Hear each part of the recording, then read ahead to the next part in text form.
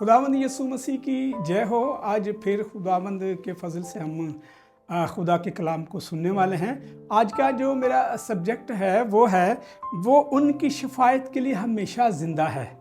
यीशु मसीह जो हमारी शफायत के लिए खुदा बाप के दानी तरफ जा खड़ा हुआ, हमारी शफायत करता है। और इसमें मैं ये हवाला इब्रानियों 7:25 में जो भी मैंने सब्जेक्ट का बोला है, और इसके साथ रोमियो 8:34 में हम पढ़ते हैं, कौन है जो मुजरम ठहराएगा। और लिखा है कि मसीह यीशु वो है जो मर गया बल्कि मुर्दों में से जी उठा और खुदा की दानी तरफ है और हमारी शफायत भी करता है।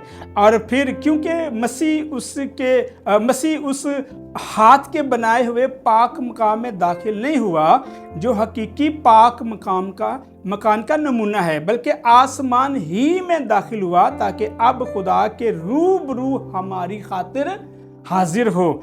और फिर हम पढ़ते हैं इब्रानियों में 9:24 आयत में भी, अगर कोई गुनाह करे तो हम बाप के पास हमारा एक मददगार मौजूद है। यह पहला यूहन्ना 2 बाब की पहली आयत है, ये जो मैं बयान कर रहा हूँ। यानी यीशु मसीह रास्तबाज, क्योंकि खुदा एक है और खुदा और इंसान के दरमियानी भी, यानी यीशु मसीह जो इंसान एक है, खुदा बाप के और बनी आदम के दरमियान एक ही दरमियानी है, और वो यीशु मसीह है जो खुदा बाप का इकलौता और पनौठा बेटा है।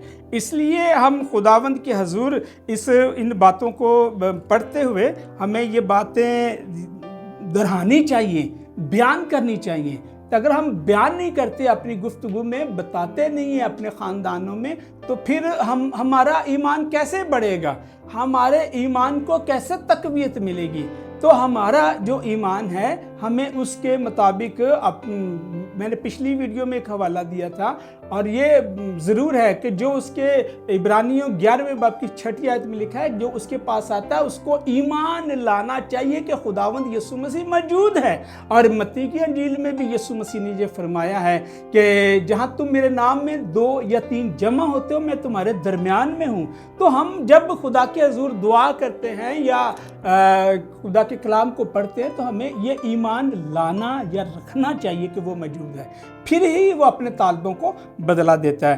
तो फिर हम थोड़ा आगे चलते हैं तो हमें इब्रानियों के ख़त में ये बात मिलती है, बस जब हमारा ऐसा बड़ा सरदार कायन है जो आसमानों से गुजर गया, यानी खुदा का बेटा यीशु, तो आओ हम अपने इकरार पर कायम रहें, क्योंकि हमारा ऐसा सरदार कायन नहीं जो हमारी कमज़ोरियों में हमारा मददगार ना हो सके, बल्कि सब बातों हमारी तरह आजमाया गया तो भी बेगुनाह रहा। यीशु मसीह ने ऐलान से कहा, जोर से कहा, कौन है जो मुझ पर गुनाह साबित करता है।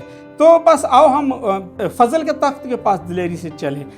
इसलिए खुदावंद उसी के वसीला से हम दोनों कि एक ही रूह में, यानी बाप के पास रसाई है। किसके वसीला से? यीशु मसीह के वसीला से।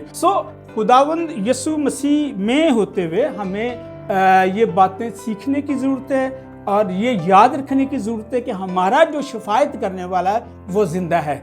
हम मुर्दों के पास शफायत के लिए नहीं जाते। इस बात से आप चौकन्ने रहें और केयरफुल रहें। यीशु मसीह आपको बड़ी बरकत दे। Thank you. खुदावंद आपके साथ। God bless you.